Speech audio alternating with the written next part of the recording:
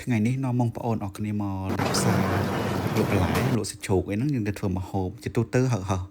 ការធ្វើម្ហូបមួយគឺពិបាកចិត្តមែនទែនថានឹងធ្វើម្ហូបអីញ៉ាំនេះឆ្ងាញ់អស់ណាមួយយើងមិនសូវប៉ិនធ្វើហ្នឹងដែរណាហើយថ្ងៃហ្នឹងខ្ញុំក៏គិតថាខ្ញុំនឹងធ្វើចាប់ឆាយដោយសារតែចាប់ឆាយហ្នឹងវាងាយធ្វើបានម្ដងយើងអាចទុកបានពី3ថ្ងៃចង់ញ៉ាំពេលណាក៏ដៅពេលហ្នឹងជាដំបូងខ្ញុំក៏ត្រៀមនៅបន្លែទាំងអត់ដែលយើងទិញមកហ្នឹងដូចជាស្ពៃបូកូហើយក៏ដូចជាការ៉ុតឆៃថាវហើយហាន់វាទុកមួយម្លែកហើយនឹង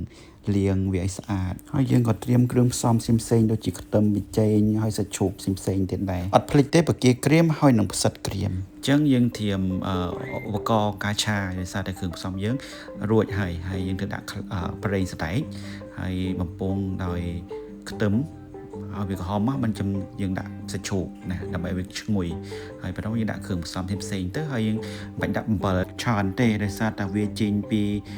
ហើយប៊ីយូហឺហើយនឹងប្រេងខ្យងស្រាប់ហើយក្រោយមកយើងដាក់ផ្សិតហើយនឹងឆាជាមួយនឹងហើយប៊ីយូហឺឲ្យវាឈ្ងុយ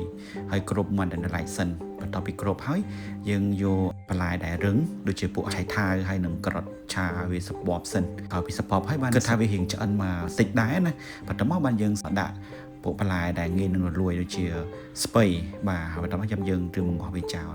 អាហ្នឹងគឺជាការស្រេចពេលវាចិត្តឆ្អិនណាយើងបើកគម្របមកហើយវាឈ្ងុយចាស់ក្លិនដល់គេដល់ឯងដែរថ្ងៃហ្នឹងដឹងបាយច្រើនហើយវីដេអូហ្នឹងខ្ញុំមានតែប៉ុណ្្នឹងទេអូខេបាយ